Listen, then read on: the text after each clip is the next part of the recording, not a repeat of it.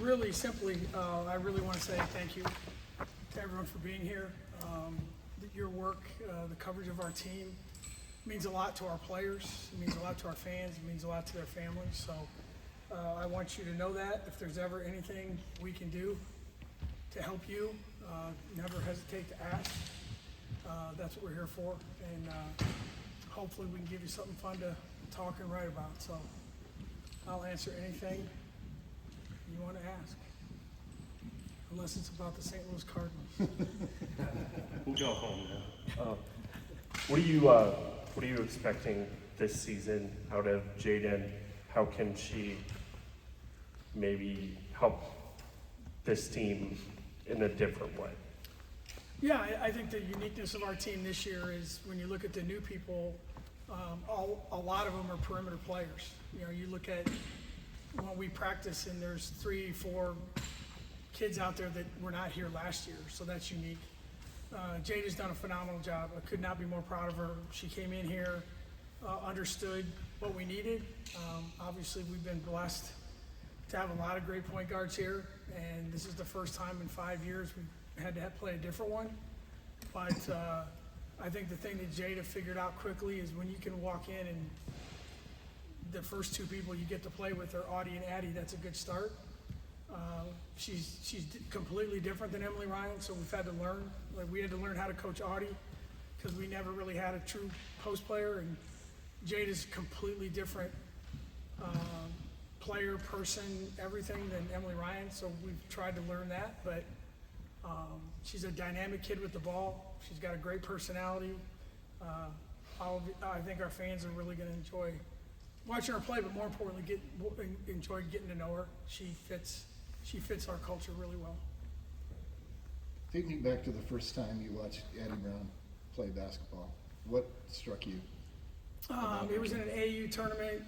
I think she was probably going to be a sophomore, and I think it was in Texas. I'm not sure. But the first thing I noticed about her, and again, I don't like to do this because it's probably not fair, but she reminded me a lot of Bridget. Tall, skilled, very cerebral, can do a lot of different things, competitive, and in the modern day AAU circuit, they don't care if they win or lose. They're going to play 3 games, they're going to go to dinner, they're going to play the next day, they're going to play 3 games, they don't care. She was pissed when they didn't win, and that was the number one thing for me was the kid wants to win. But again, she looked like the kind of person that we've played in that position, and we pursued it from there, and Coach Steyer did all the work, and kind of like she did with Bridget, so it's worked out really well. I was just going to follow up on that competitiveness because you can see it. You can see it from the first time I watched her. Is there a moment where you see her kind of narrow her eyes or kind of where you know, okay, she's taking it to another level? Yeah, usually when I say something to her and she kind of rolls her eyes at me and gives me the look, I mean, you can tell when some kids get mad because you say something to them, they made a mistake. She gets mad when the game's not going the right way, and she's someone that I think she sees the game like a coach. She sees the game in a way that a lot of players don't. I mean, we have a lot of skilled players, but not all of them see the game the way she sees it. And the thing I think she's learning is that when the moment means she has to do something like great players are supposed to do, she's more willing to do it now than I think she's been in the past. And I think if we didn't have Audie, everyone would be talking about her even more. But she's her numbers speak for themselves, and I think she's someone that's gonna be as good a player as there is in our league and in the country, in my opinion. Hey Bill, Eric Olson with the AP. Thanks for coming. With Jada, could you, from your perspective, kind of give the narrative on how she ended up here? And then, is she just, you talk about her being different as a player, is that, she's looking to score more maybe than what you had previously? As far as her coming here, she went into the portal. obviously, she went to Arizona, but she's from Kansas City, so she's very Midwest oriented. She knew Addie Brown. She had a relationship there. And the thing about the portal is it's speed dating. They get in and you got to get going. And we got her here on a visit. Her mom was with her, and amazing. Her mom does an amazing job. And I think what she saw was an opportunity to play right away. She saw an opportunity to play in a system that'll make her better. I think she saw the fan base, obviously, Audie and Addie were a huge part of it. And she really liked the Big 12. I mean, obviously she played 2 years in the Big 12, so she had an idea what the league was about. And then as far as her style of play, I don't know that she probably does shoot it a little more than Emily Ryan. I think the biggest thing is she's more of a downhill, speed-oriented kind of player. And the one thing that, like I said, we're learning is, you as a coach, sometimes I get, like turning the ball over drives me absolutely crazy. We turn the ball over a lot right now, but you can't stop them from trying to do things. So, but her ability to go downhill with the ball and her ability to guard the ball is the best we've ever had here. Now, whether or not that translates into other things is we'll see, but she's really hard to guard, and our scout team guys do not like it when she's guarding them. So I guess that would be the biggest compliment they would pay to her. Do you get the impression at all that last season has kind of, added some motivation to this year's team and, pushed them a little bit more? I don't know. That's probably true. I'm one of these people though, if you don't have motivation, I don't care what year it is or what you do in life, what are you doing? I don't see what last year has to do with it. That's just me. They may say, yeah, we're highly motivated. And I mean, at the beginning of the year, we were not nearly as good as people thought. And at the end of the year, we were not nearly as bad as people thought. I mean, we did play in the NCAA tournament. We did win 23 games with a team full of sophomores and one senior. This year, we have basically all juniors and one senior again. So I do think there's a bit greater understanding. Obviously, Audie, Addie are older. You're a junior in college. You've been there, done that, and I think that's every player who's worth anything. I always tell them, you don't have to check your ego at the door. I don't want them to do that. If you don't have an ego, everyone in this room has an ego. Everyone. Now, how does it mesh with the other people? And for Addie, Audie, anyone else to achieve what they want, in our sport, you win. I mean, whoever it is, there's not very many all-conference, all-anything players that play on bad teams. What was it? The Cubs had an MVP. Was it Andre Dawson or something? Yeah. Played on a really bad team. I can't think of anyone. I mean, it's always who wins. And so that's the challenge for our team every year. And hopefully this year, we're a little more mature, a little older. The newness of our team has been exciting because we do have a lot of not just Jada and Reese, and people forget Kenzie got hurt last year, and EP's new. So I mean, we're trying to blend that. We've scrimmaged more this year, 5-on-5 than I've ever done in my life, because we want them to play and learn how to play together. And it's been, I love our team. I mean, the people that are in this building every day are the best group of people that I've ever been around in my time here. It's not even, it's incredible.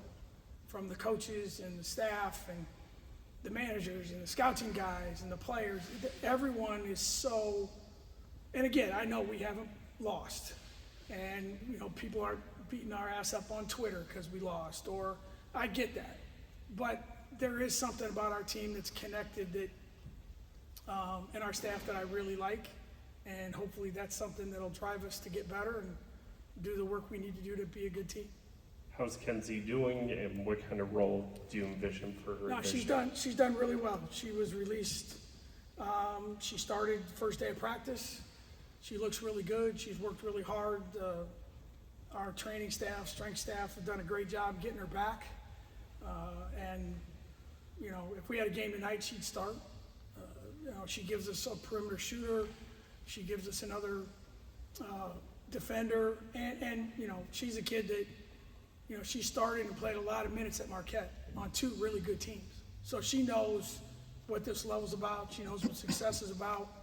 So I could not be more pleased with where she is right now, and excited for our fans to get to see her healthy. Last year they got to see her a little bit, but she was not anywhere near what she is now, and I think that's going to be a big plus for us. How is working with a different point guard now that Kenzie's working with? Is that maybe different for her now and how she's going to play? Yeah, I think it is for all of us, really. You know, we're all learning, you know, what does Jada like, you know, all the time. You know, it's like, Jada, what do you like to do? I always tell our players, what do you do best? And you need to learn what the other guys do best. And so how do we mesh that? And how do you look at it and say, we have the best 4 or 5 combination maybe in the country? So how do you play with them? And how do the guards play with them is when Jada's going to the basket. Last year, 90% of the time when Emily Ryan went to the basket, that ball was going to get passed.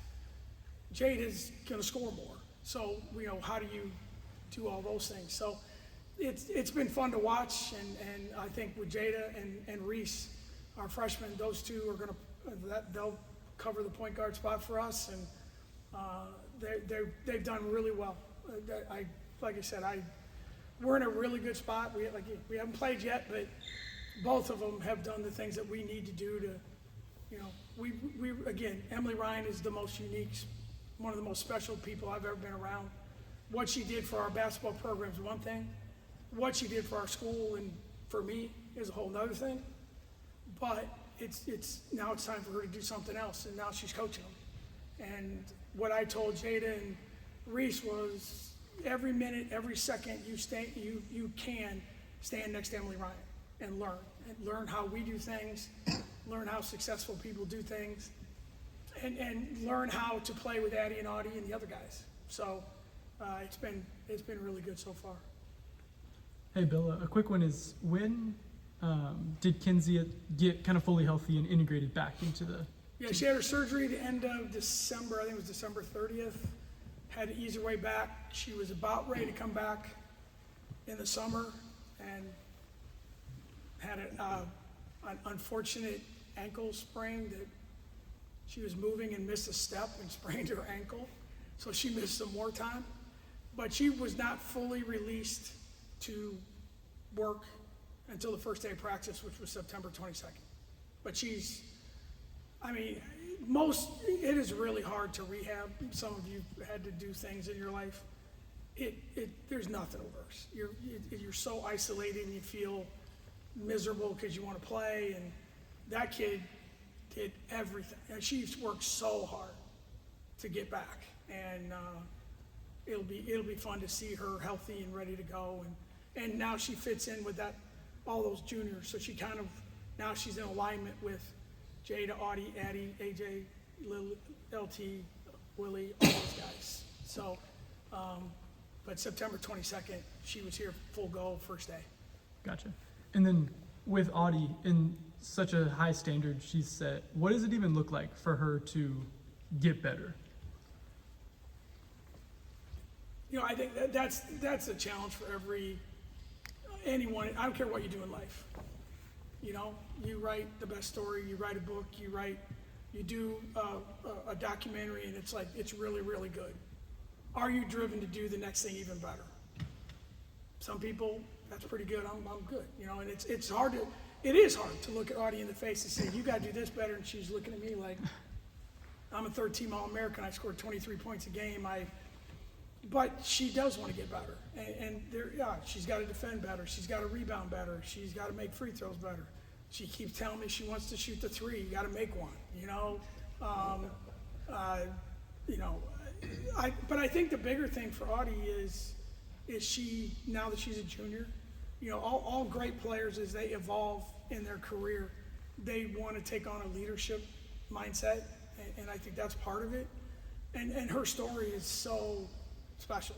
I mean, small town kid that stayed home and is making a name for herself in her home state and impacting people the way she is. And she'll get better. She's already gotten better. I mean, you look at our scrimmages, you know, we chart everything. Her numbers are ridiculous. And the other day she went 17 for 20 in a scrimmage. I don't care who you're playing against. And she's playing against 6'3", 6'4" guys. We bring guys in every day. So it's not like she's playing against the team she played against in high school. She is getting better. She wants to get better. And we need her to get better for us to make another step. And she's willing to do that. Well, fortunately, you're old enough like me to remember Vinny Johnson, the microwave. I'm thinking Sydney Harris kind of gave you that quality at times on the offensive end. Does she have some company there? I mean, we know what Kenzie could shoot it coming in, and how do you see her taking the next step in whatever her role will be? Yeah, we've talked to Sid, and she's even expressed like her, maybe a goal for her would be to be the sixth man of the year kind of thing. That's where she fits our system. Come off the bench, make shots. We've tried to give her the Curtis Jones example, but she can play, you know, on the wing. You know, she'll back up Addie Brown at times, but she can make shots. I mean, if she's open, it's always good. You think a lot of a kid who can shoot when they're open. If they missed, you're surprised. You're not, you know, rather than you're surprised they made it. And we have some of those too. It happens, but. And she's a senior, and she wants to do things and impact our team. And, you know, I think she did last year in a big way, and hopefully that'll be the same this year because she had some big games at big times for us. And I don't think there's any question whether it's the numbers or the system, she's the best three-point shooter on our team. And when you have a really good low post player, how do they guard? You know, do they double team Audie and leave her open? Or do they not? So those are the kinds of things, you know, like I've said this many times. I spent a lot of time I still do, Purdue men's basketball. I think Matt Painter's, if not the best coach in the country, he's on the short list. And I spent a lot of time watching them play when they had Zach Edey. And it's like, all right, what are they doing? How are they getting him open? Or how do the other guys score? So we've stolen a lot of stuff from him. And one of the things you notice, you better have people that can space the floor, and the only way you space the floor is you got to make a shot, and Sid can do that. What went into compiling the non-con schedule this time around? Non-conference scheduling, Coach Karp does 99% of the work. It's a miserable job. That's why I make him do it, because I can't stand it. Some of it is, obviously, you have your guarantee games. Some of it is, obviously, for us, we play all the in-state teams. And then you want to get into some kind of tournament. And, you know, the one we got into is really good. We're going to play Marquette and then either Indiana or Gonzaga. Some of it is timing, to be honest with you. And I think, Coach, you could ask Coach Karp. We had a hard time even getting a scrimmage. Nobody wants to play here, and no one wants to play against Audie. You know? And I wasn't stupid enough to go back to South Carolina, back to UConn again. That wouldn't have been the smartest move. So it was really hard. I mean, we still could have scheduled another game. But it's just, scheduling is one of the hardest things to do because everyone wants what's best for them. They want the date they want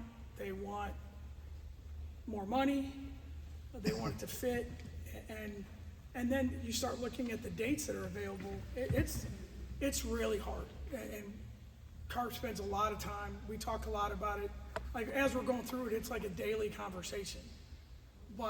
And then you add one Big 12 game at the end before Christmas. So you start looking at dates. It's really hard. But you're always trying to give, for us, it's the in-state games and then give our players an opportunity to go somewhere nice and play in a good event. And that's what happened. That's how we ended up in the event in Florida for Marquette and Indiana Gonzaga. Between your freshmen and then transfers, what kind of roles do you envision for those newcomers? Well, Jada's the starting point guard. Reese is a freshman. She'll play a lot. She'll play backup point guard. We'll play Jada and Reese together. EP has done a really good job. She gives us a big guard, ultra aggressive, great on-ball defender, offensive rebound, slasher type. And then Freya's probably a little bit behind. She wasn't here this summer. And I say that, and we had a scrimmage yesterday, and she made 3 threes in about 45 seconds. Everybody went absolutely nuts. But 3 of them are in the rotation for sure, and for all different reasons. Like we added 4 players, and all 4 of them I could not be more pleased with. It's gone even better than I thought, to be honest with you. And again, I know it's early, we haven't played yet, but you know, I've done this long enough where you know if people have the things that you need them to have, and all 4 of them do. Hey, Coach. You expect me to answer that question with a Texas jersey on? I lost the bet. Oh. I'm so sorry. That's okay. Oh, Oh, you that's right. lost. You lost. Oh, you let me down. I know. 2nd year in a row. I'm as disappointed as you are.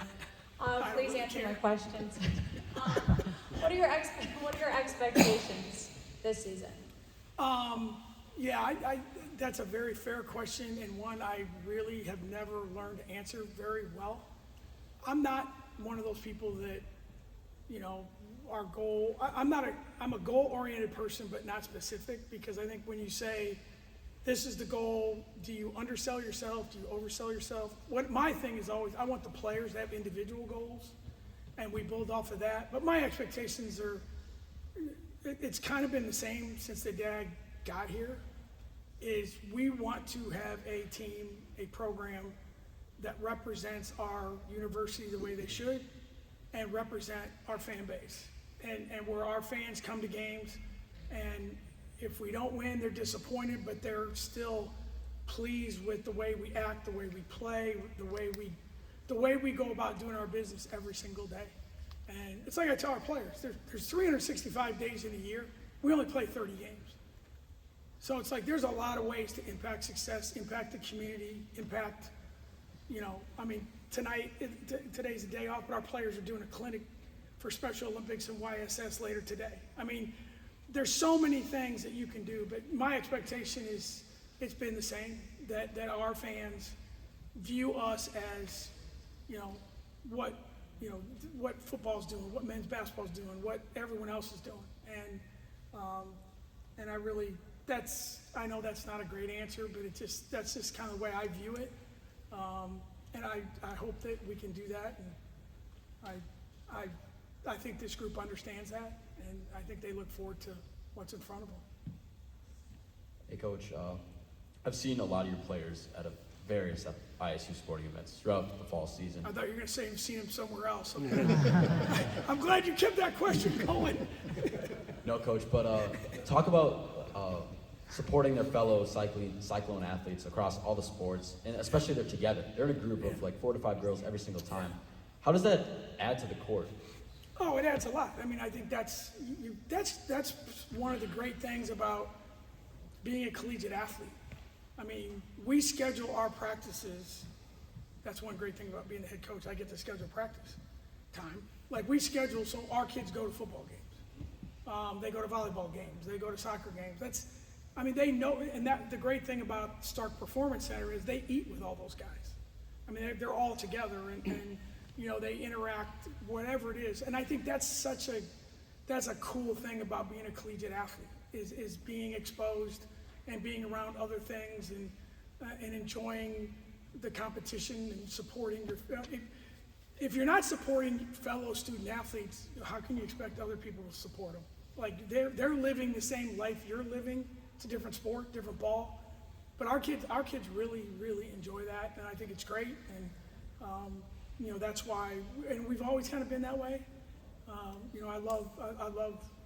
We all love going to football games. We don't get to as many men's basketball games as we'd like because of our schedule, but that's part of the experience, and hopefully, and the other part that happens is when they go, they interact with the fans, and it's a way where, you know, some little kid can come up and take a picture with Audie. She can't on game day because Audie's playing, but if Audie's sitting at a volleyball game or a soccer game or whatever, that's all part of the way we do things at Iowa State. That's just kind of the way we go about, not just us, as a university, I think. And football the same way, men's basketball. I mean, all those sports are so committed to doing those things. So it's a lot of fun and they enjoy it. How are you guys doing from a health standpoint? We're good. We have 13 players, and if we had a game tonight, all 13 would dress and be available to play. And that's a big thing. We don't practice today, but yesterday was the third day since the summer where all 13 people were in the building at the same time. So we're making progress. But we're good. We're really good. Our strength staff and training staff do a great job and get them out here, and so we're excited. But